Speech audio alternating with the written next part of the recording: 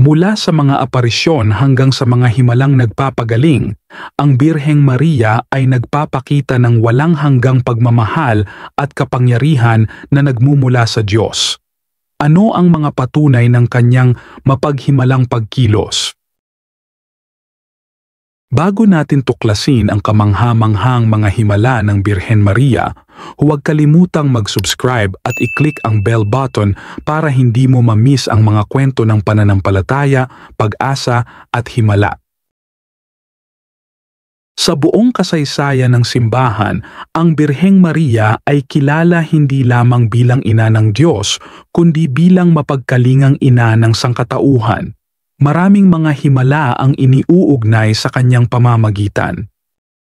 Ang mga himala ay mga pambihirang gawa na hindi maipaliwanag ng agham, mga paggaling, proteksyon o aparisyon na itinuturing na tanda ng kanyang pagmamahal. Kabilang dito ang mga milagro ng pisikal na paggaling, kaligtasan sa panganib, pagbagong buhay ng pananampalataya at mga aparisyon kung saan si Maria ay nag-iiwan ng mahalagang mensahe. Ang mga himalang ito ay hindi para lamang sa mga piling tao. Madalas, ang mga tumatanggap ng grasya ay mga simpleng tao, mga bata, mahihirap o mga mapagpakumbaba sa puso. Marami sa mga ito ay sinuri ng mabuti ng simbahan sa pamamagitan ng mahigpit na proseso bago kilalaning tunay na milagro.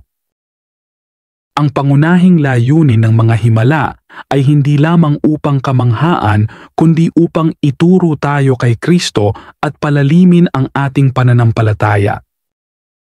Sa bawat himala ng Birheng Maria, makikita natin ang kanyang patuloy na pagyakap sa mga naghihirap at ang kanyang panawagan para sa panalangin, pagsisisi at pagbalik loob sa Diyos.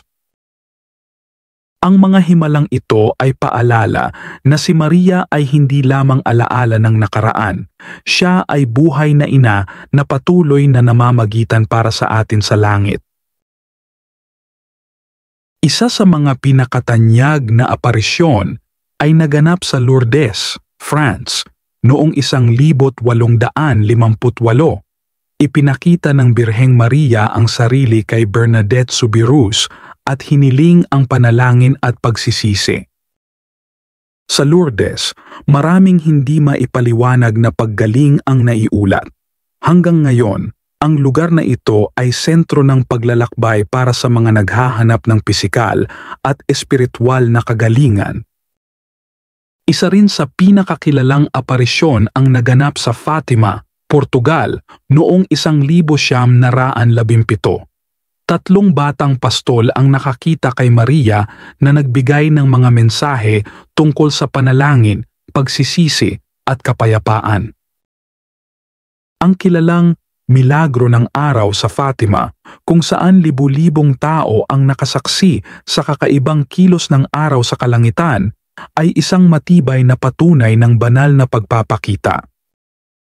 Sa Mexico naman, ang Our Lady of Guadalupe ay nagpakita kay San Juan Diego noong 1531. Ang kanyang imahe ay hindi gawa ng kamay ng tao at nananatiling hindi naagnas sa loob ng maraming siglo.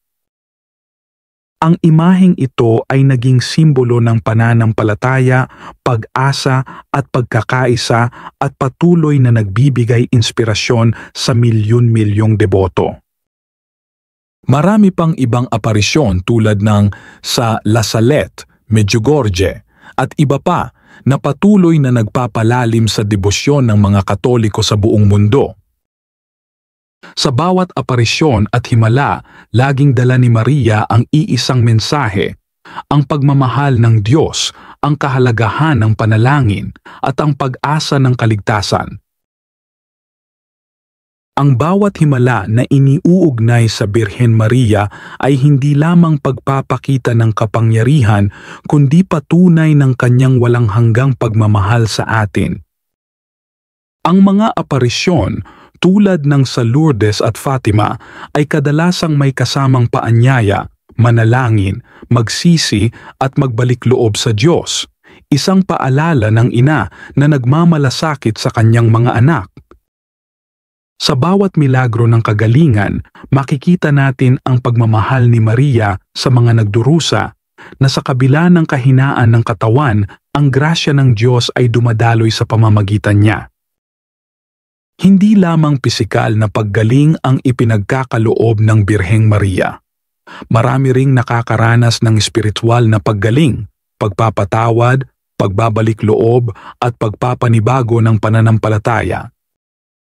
Ang mga himala sa Fatima, Guadalupe at Lourdes ay nagpatibay ng maraming buhay, nagpabago ng mga puso at nagpanumbalik ng pananampalataya sa mga nawalan ng pag-asa. Hindi hinihiling ni Maria ang pagkilala para sa sarili niya. Sa lahat ng pagkakataon, itinataas niya ang kanyang anak, si Jesus. Siya ang laging nagsasabing, "Gawin ninyo ang anumang sabihin niya sa inyo." Sa likod ng bawat himala, si Maria ay nagsisilbing daan ng pag-asa. Nagtuturo sa atin na sa Diyos nagmumula ang tunay na kagalingan at kaligtasan. Kaya't ang bawat kwento ng himala ay paanyaya, isang pagsamo mula sa ating ina na lumapit, magtiwala at magmahal gaya ng itinuro ni Kristo. Ang mga himala ng Birhen Maria ay nagpapaalala sa atin na ang Diyos ay buhay at patuloy na kumikilos sa mundo. Ito rin ay patunay na ang pananampalataya ay hindi lamang isang ideolohiya kundi isang buhay na relasyon sa Diyos na gumagalaw sa kasaysayan. Sa bawat pagpapakita ni Maria, dala niya ang mensahe ng panalangin, pagsisisi at pag-asa, tatlong haligi ng matatag na pananampalataya. Ang mga himalang ito ay hindi lamang para sa pansariling kaginhawaan, kundi paanyaya upang maging saksi tayo ng kabutihan at pagmamahal ng Diyos sa iba. Tinuturuan tayo ni Maria na ang tunay na pananampalataya ay nagpapakumbaba, nagtitiwala at nagpapasakop sa kalooban ng Diyos. Ang mga patunay ng kanyang pagmamahal ay nagsisilbing liwanag sa madilim na daan ng buhay, nagpapalakas sa atin sa mga oras ng pagsubok. Sa bawat aparisyon at himala, ipinapaalala niya na hindi tayo nag-iisa. Lagi tayong tinutulungan, ginagabayan at minamahal ng ating Ina sa langit. Ang panawagan ng mga himala ni Maria ay simple ngunit makapangyarihan. Manalig, magbalik loob at mamuhay bilang mga anak ng Diyos. Sa bawat himala ng Birheng Maria, malinaw ang mensahe. Hindi tayo nag-iisa sa ating laban sa buhay. Siya ay nariyan upang samahan tayo, ipanalangin tayo at akayin tayo patungo sa kanyang anak na si Jesus. Ang mga himala ng Birhen ay paalala na ang grasya at awa ng Diyos ay patuloy na bumabalot sa atin. Kaya naman, tayo'y tinatawagan na mamuhay ng may pananampalataya, kababaang loob at walang hanggang pagtitiwala sa Kanya. Kung nainspirasyon ka sa mga himala at pagmamahal ng Birheng Maria, huwag kalimutang i-like, i-share at mag-subscribe sa aming channel.